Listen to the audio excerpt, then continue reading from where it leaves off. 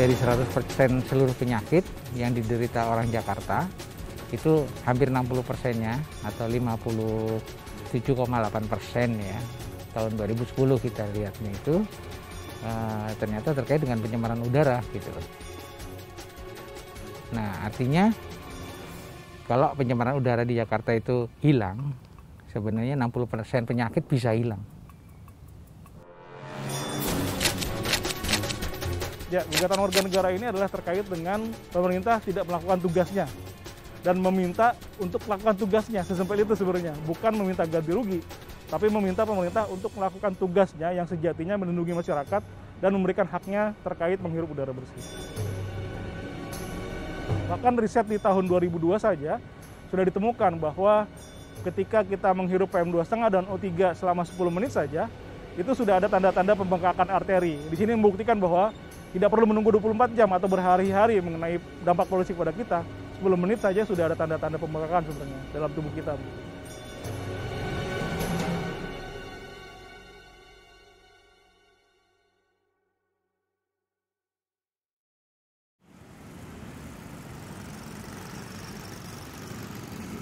Ya, ini sekarang kita sedang lihat di Bundaran HI gitu ya, dengan kondisi langit yang lumayan biru. Tapi sebenarnya harus kita cek lebih dalam lagi. Langit biru ini polutan apa yang sedang bagus atau sedang tidak bagus. Lagi-lagi sebenarnya ketika langit biru pun polutan yang masih tinggi ya, terbilang tinggi gitu ya. Sedang adalah PM2,5. PM2,5 ini statusnya sedang nih saat ini. Nah, sedang ini perlu kita cek sebenarnya konsentrasinya nilainya berapa. Tapi kalau ISPU ini kan statusnya sedang. Kalau tadi saya bilang angka 37 mikrogram per meter kubik itu ketika dikonversi ke dalam AQI, indeks AQI US itu bisa jadi masuknya adalah kelompok level tidak sehat untuk kelompok sensitif.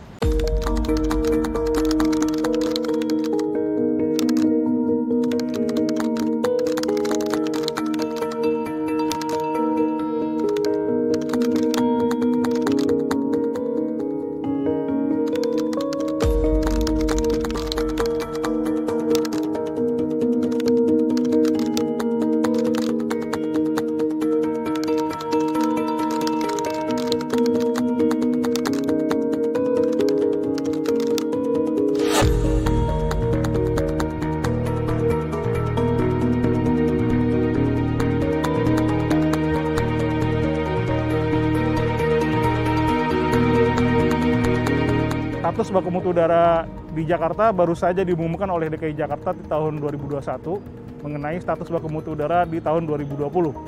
Ternyata status baku mutu udara di tahun 2020 dan 2019 itu statusnya tercemar. Dan sayangnya itu yang baru dipublish adalah di bulan September 2021 ini untuk data 2020. Jadi data yang diriset tahun 2019 mengatakan PM2,5 itu bersumber pertama dari transportasi, asap knalpot kendaraan, kemudian kedua PLTU, batu bara, yang ketiga terbesar adalah open waste burning, bakaran terbuka. Selanjutnya setelah itu ada debu jalanan, kemudian yang lainnya. Harusnya sebenarnya ada pengontrolan mengenai sumber tidak bergerak, yaitu salah satunya PLTU batu bara. Dan pengawasan sumber tidak bergerak ini harusnya sudah menjadi satu paket dalam strategi rencana aksi pengendalian pencemar udara, baik Jakarta, Jawa Barat, dan Banten. Karena kalau bicara, tadi saya sampaikan bahwa polusi udara ini adalah lintas batas, harusnya ini adalah yang dilakukan oleh tidak hanya Jakarta, tapi Jawa Barat dan Banten juga mengendalikannya. Artinya, dengan melakukan riset emission inventory gitu ya, atau source of apportionment, sehingga tahu sumber-sumber pencemarnya.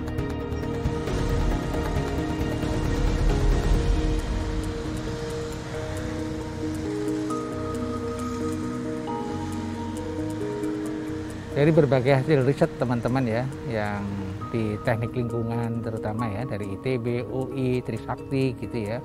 Bahkan KLHK sendiri juga ada yang melakukan riset soal sebenarnya sumber pencemar udara di kota Jakarta dan kota-kota lain di Indonesia itu apa gitu. Nah, ketemunya adalah 60-85% ya. 60-85% itu karena kendaraan bermotor. Sarana transportasi. Terkait di situ adalah kualitas bahan bakar yang digunakan.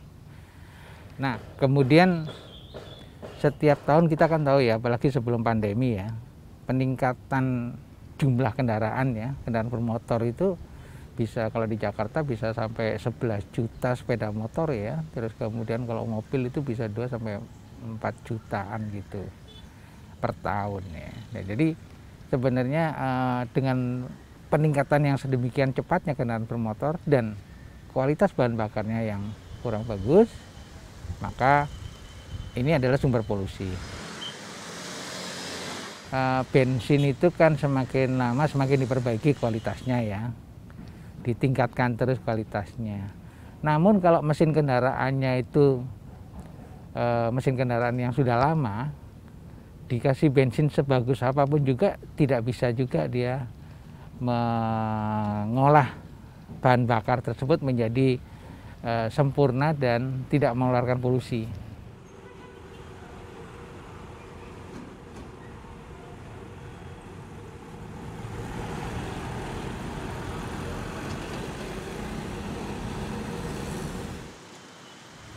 Artinya kalau kendaraannya juga kendaraan sudah cukup lama, di atas 10 tahun begitu ya, teknologi mesinnya ini tidak sesuai dengan kualitas bahan bakarnya. Sehingga ya tetap aja dia menghasilkan polusi.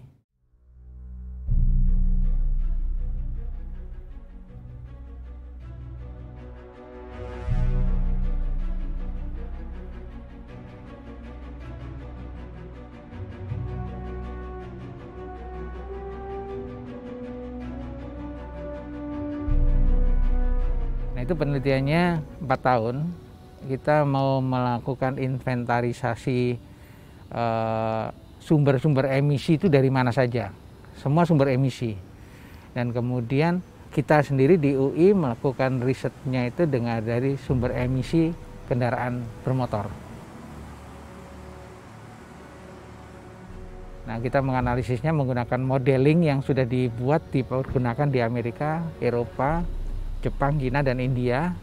Di sana tempatnya di Austria, IIASA ya, International Institute for Applied Science Analysis. Nah, kita kemudian masukkan ke modeling yang mereka lakukan, yang sudah dipergunakan internasionally. Lalu kita ketemu parameter-parameter pencemar tadi ya, ada PM2,5, ada karbon ya, CO, ada CO2 juga dihitung, ada SOX, NOx, PM10 juga gitu. Nah, ternyata ketika kita buat prediksi sampai 2050, betul, itu hampir semua meningkat. Ya, tidak hampir semua, semuanya meningkat ya, meningkat. PM2,5 meningkat terus ya. Jadi perhitungan tadi memang hampir 2 kali ketika kita bandingkan data dari di bawah 2015, kita proyeksikan sampai 2030, 15 tahun kemudian bisa 2 kali lipat, dan kemudian menjadi semakin tinggi, namun ada landai sedikit di tahun 2045 gitu ya. Nah, semua PM2,5 meningkat terus, PM10 meningkat terus, SO2, SOX meningkat, NOx meningkat, jadi semuanya meningkat terus.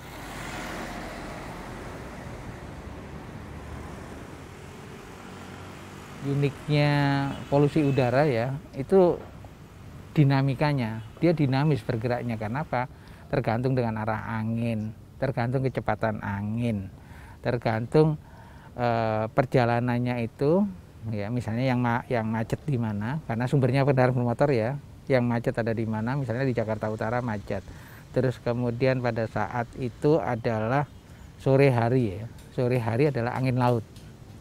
Nah, jadi ke bawah itu ya, polusi udara yang di Jakarta Utara itu ke bawah, itu ke Jakarta Pusat, ke selatan ya, karena di sana lautnya di utara, terus ke bawah ke selatan, dan kemudian terhambat oleh gedung-gedung pencakar langit, kecepatannya jadi berkurang ya, jadi dia akan menjadi lambat ya berhentinya, kemudian sampai di Jakarta Selatan misalnya, atau di selatan Jakarta gitu. Nah, sehingga terlihat bahwa pada malam hari ya, tengah malam gitu sampai jam 3, jam 4 itu Jakarta Selatan tetap tinggi. konsentrasi pencemarannya gitu. Tetap tinggi terus karena ya tadi arah angin, kecepatan angin itu yang mempengaruhi. Setelah lewat tengah malam ya jam 4-an pagi itu angin gunung kan yang turun gitu kan ke arah laut ya.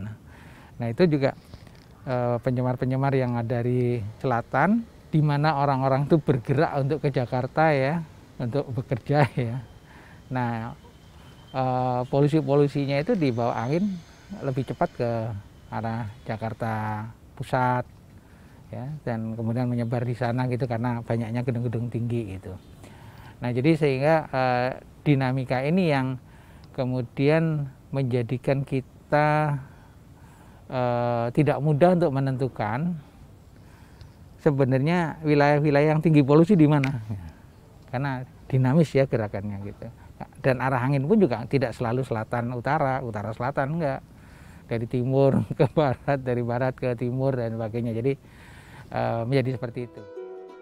Pengendalian pencemaran udara kan lagi-lagi adalah udara lintas batas, jadi harusnya tidak bertitik berat pada DKI Jakarta saja, tapi juga Jawa Barat dan Banten, kemudian juga harus secara luas seluruh Indonesia. Artinya pengendalian ini juga harus dikendalikan oleh, mungkin tingkat paling rendah adalah gubernur, sampai dengan paling atas harusnya presiden.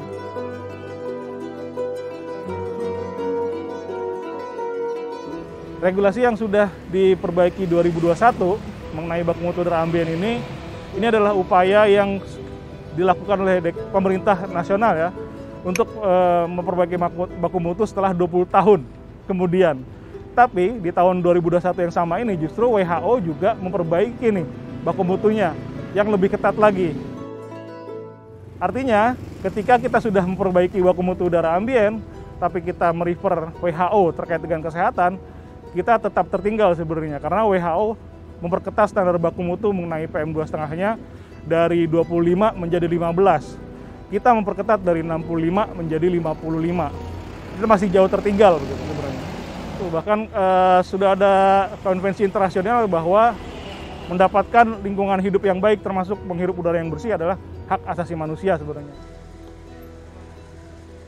Dan itu sebenarnya yang dilakukan dalam gugatan 32 warga negara menuntut mulai dari Gubernur DKI Jakarta sampai dengan Presiden Indonesia terkait pencemaran udara, bahwa pemerintah telah melakukan perbuatan melawan hukum dengan tidak melakukan strategi rencana aksi pengendalian pencemaran udara. Dan satu hal yang perlu digarisbawahi bahwa perintah hakim adalah merintahkan Presiden untuk memperbaiki baku mutu udara yang bisa melindungi kelompok sensitif. Jadi sebenarnya perintah hakim bukan hanya memperbaiki PP41, tapi memperbaiki regulasinya yang bisa melindungi kelompok sensitif, kelompok yang lebih rentan. Jadi temuan-temuan ini sudah kita sampaikan di berbagai kesempatan ya, bahkan sampai ke BNPB ya, di mana BNPB kemudian mengatakan bahwa kalau gitu pencemaran udara itu sekarang sudah jadi bencana, ya, terutama di Jakarta gitu. Mereka sampai menyatakan seperti itu, BNPB ya, yang memang menguasai karakter suatu bencana. Dan ternyata responnya masih lambat kan. Namun kemudian timbul reaksi juga dari masyarakat ya, yang kemudian mereka membuat satu koalisi ya, koalisi ibu kota untuk menuntut pemerintah ya, baik presiden maupun 2 menteri dan 3 gubernur, dan ternyata menang. Menang untuk mereka berkewajiban, yang tertuntut ini kan berkewajiban untuk memperbaiki kualitas udara ya. Nah jadi semua itu akumulasi dari berbagai upaya, termasuk riset-riset yang kita lakukan, penyampaiannya ya ke semua pihak sebenarnya. Dan dari tahun ke tahun ya, kita mulainya sejak tahun 90-an lah. Ya akhirnya ada yang meneruskan dan kemudian berhasil untuk mendorong pemerintah supaya memperbaiki kualitas lingkungan, ya bagus.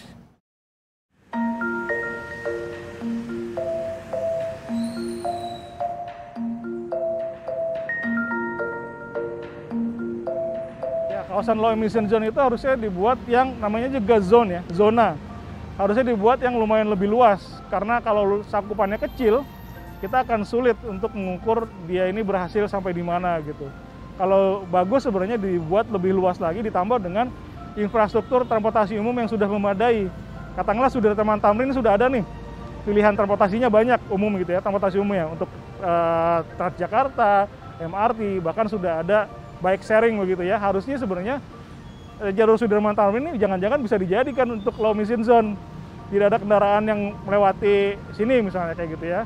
Atau benar-benar zero emission, karena yang lewat sini hanya benar-benar yang tidak pakai emisi, kecuali Transjakarta misalnya.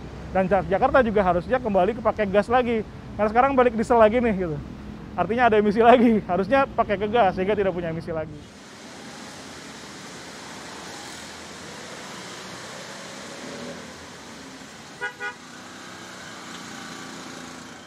Jadi PM2,5 ini dampak kesehatannya apa? Sebenarnya sangat mudah terlihat untuk beberapa orang yang sensitif.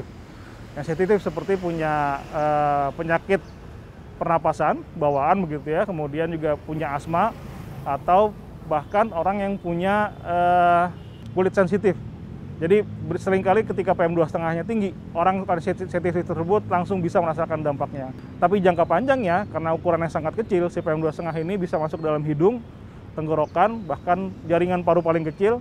Bahkan UNICEF sudah pernah mengatakan bahwa PM2,5 ini bisa masuk ke dalam jaringan otak yang bisa jangka panjangnya mengakibatkan kanker jantung, paru, stroke, bahkan sebenarnya ada kaitannya dengan tingkat kognitif gitu, penurunan tingkat kognitif ketika orang tersebut dari kecil gitu ya terpapar PM2,5. Jadi ide penelitiannya itu gini. Kalau kita melakukan penelitian berangkat dari data sekunder ya, data-data penyakit terkait pencemaran udara misalnya, dan itu sumbernya adalah dari Dinas Kesehatan gitu ya, Dinas Kesehatan, mulai dari puskesmas, Dinas Kesehatan ya, rumah sakit ke Dinas Kesehatan. Kemudian saya berhasil nembus rumah sakit dan kemudian dapat data medical record. Tapi dengan etika penelitian dan sebagainya kita udah penuhin, dan kemudian kita hanya meminta data tanpa nama ya, termasuk juga berapa dia ya terkait dengan penyakit-penyakit yang berhubungan dengan polusi udara, dan berapa dia harus bayar pengobatannya. Nah, sampai ke situ, sehingga kemudian ketemulah ternyata ISPA nomor 1 ya, tertinggi ya, ketemunya 25%-an gitu. Terus kemudian ada asma, pneumonia, ada penyakit paru, jantung dan lainnya.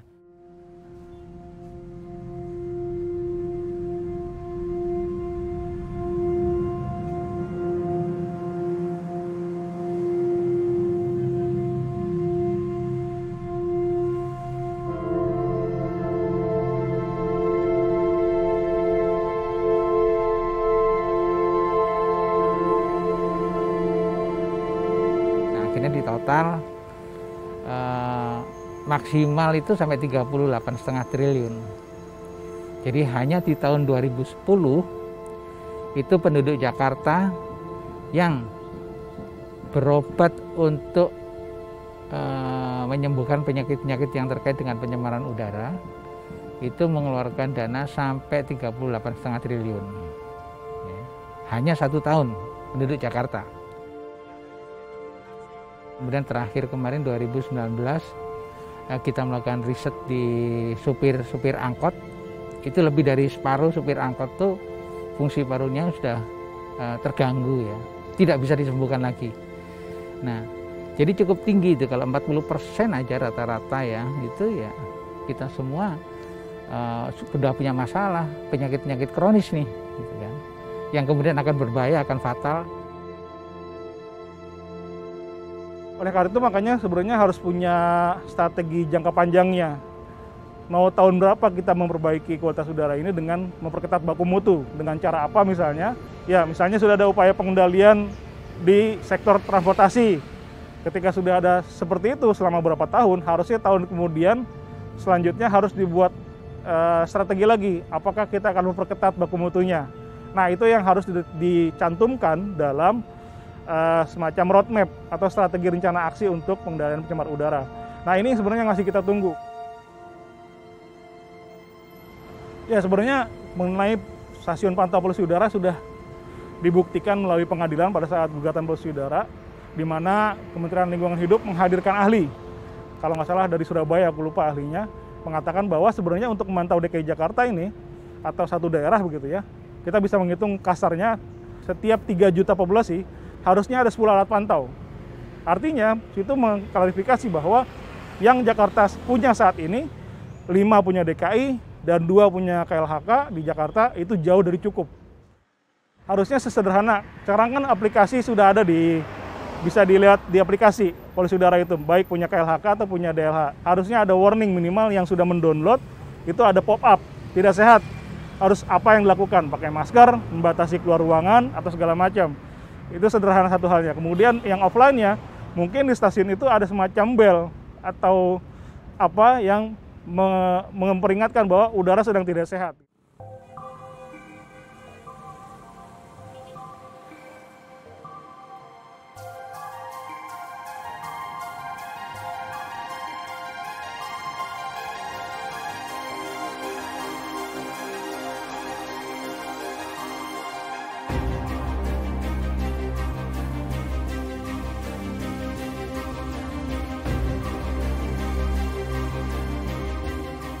Ketika sudah ada low emission zone, sudah ada ganjil genap, harusnya ditambah dengan tambahan jalur hijau. Sehingga yang memilih berjalan kaki, memilih bertransportasi dengan sepeda begitu ya, harusnya bisa merasa lebih nyaman. Dan tambah lagi jalur sepeda yang lebih banyak dan terproteksi sebenarnya.